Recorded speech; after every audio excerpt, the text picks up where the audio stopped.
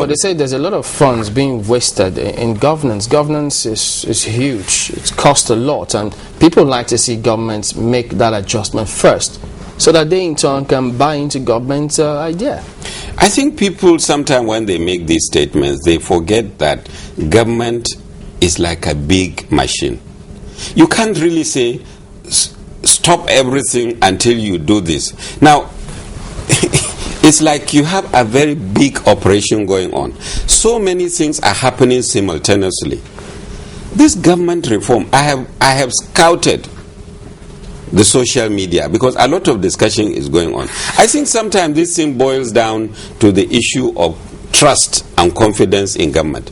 In fact, I think we have now gotten to a point where a lot of people are saying, okay, we agree, we need to remove the subsidy, but we don't trust you guys that what you say you are going to do with the money that is saved from doing this. We don't trust you. Now, good enough you go through that social media. Let's work on the trust issue, because truly we've seen all of that. Most people have been talking about this trust matter. Some are already saying that's what Chamberlain is trying to tell you about, cutting the cost of governance. Properly put, someone specifically asked now on our Twitter page that that's Aisha, say it's really simple, in quote, charity must begin at Aso Rock. Then they can phase out subsidy, cut down the president's feeding budget. So how do you react to all of this? Because when we read the papers, we go on social media, we see that maybe Minister Shamsudeen Usman has reduced this particular kind of cost in his ministry, and this other minister has done same. Don't you think the people will come back with the same full force they endorse your government? Well, first of all, I think what I have to say to that is that people need to be careful about those figures that are going around in the social media. First of all, you need to be careful about those figures because the accuracy of some of them is suspect. That's all I can say at this stage. The second is a genuine concern by Nigerians. We have to live by example. I totally agree with it. I've been finance minister.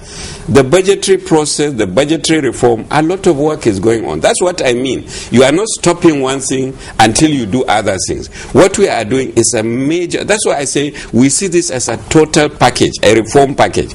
Budgetary reform is taking place. The reform of government, as in terms of organization, there is a committee which is chaired by Steve Orosonyi, that is taking the total number of parastatals that exist in government and saying, why should this one be there? Is there a duplication there? And therefore, come to say, at the end of the day, they will come to council with recommendation that the following parastatals have outlived their usefulness. Scrap them. What about ESTA codes, allowances, salaries? I'm coming to those. And, now, in terms of cost of running government, yes, it is still too high. 70-something% as recurrent expenditure is not something that we are proud of. But work is going on to actually address these issues. And again, what I like to say to people is that this is a democratic dispensation. Assuming even those figures were right, what is the alternative? It's not to go and shut down government, but to use established processes and procedures. The National Assembly is coming back shortly to start consideration of the 2012 budget. Use your representatives, use your senators. The government is already implementing. No, the government is not implementing. Until the budgetary provisions, there was no provision for the fuel subsidy. And we actually understood that. I think the government, you could correct us if we're wrong, didn't they apply for an extension of application of the 2011 budget until sometime in March? And if they did, how come they had to announce that subsidy had been removed if the National Assembly is still going to consider that? First of all, the 2012 budget, as people have pointed out quite accurately, did not contain a provision for petroleum subsidy. So if from January 1st the president started spending money on petroleum subsidy, he himself would be doing something illegal, even though the budget hasn't been approved. The second thing is that in the extension of the budget is essentially for capital. Okay, which budget is the country operating now? We're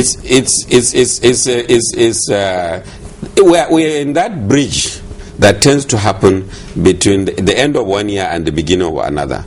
So in other words, we're still on our 2011 budget. No, we are not. We are in transition. I remember that the National Assembly and the House of Representatives specifically, while the President's environment requests were being considered, I think they also gave permission for the 2011 budget to continue in operation. Am I right? Essentially it is the recurrent expenditure anyway will have to salaries have to be paid, allowances have to be paid normally in government, and what you do, you tend to extend it over the following year. It's the capital budget really, because we want to achieve higher level of implementation, because there were delays in the sense that the new government came in the middle of, after the budget had been approved and so on. I think that is what that was aimed at. In other words, Mark, sorry, because we haven't really gotten clarification on this, so that we know, because I really don't know if there's a budget called transition, so that we know where that money is, if we're transiting from 2011 budget to 2012. That's right. So that transit, we're still on, that thing taking us into 2012, what is it? Is it on the 2011 budget we're still moving on somehow? Well, it's actually, let me put it this way. The law and the financial regulations allow you, for example, for a capital budget item, if it is in the 2011 budget and you have also put it in the 2012 budget, then you can continue to spend a portion of that pending the approval of the National Assembly of the new budget. Okay. But if there is no provision for a particular item in the new budget, then you cannot continue to, because you have not proposed that any money be appropriated for that item. So in other words, if it were there, perhaps your argument can hold. So in other words, it wouldn't be right for us to say, well, we're still on 2011 budget, yet we have taken off subsidy when we're still on the budget that had subsidy that should have expired in March of 2012. No. What I'm saying is that since we have submitted a budget to the National Assembly that did not contain the subsidy, it would be improper, I am sure even illegal, for the President to now continue to spend on subsidy when he hasn't put anything. You see, if he had, then you can say, okay, on the assumption, since it was in 2011, you can continue to spend in line with the law, but there isn't anything proposed. So I think it wouldn't be improper and in fact illegal. Dr. Usman, I want to draw again on the initial analogy you gave us as to a mother being ill and the father of the house calling a meeting.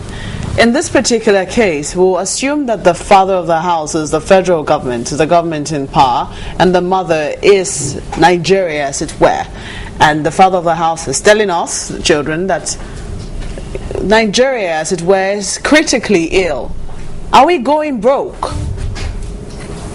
We are not going broke, but we stand a serious danger of going broke if we continued in our profligate. What is the word? Profligate way of spending. Yes, profligate spending way of spending, and with the petroleum subsidy the way it was going.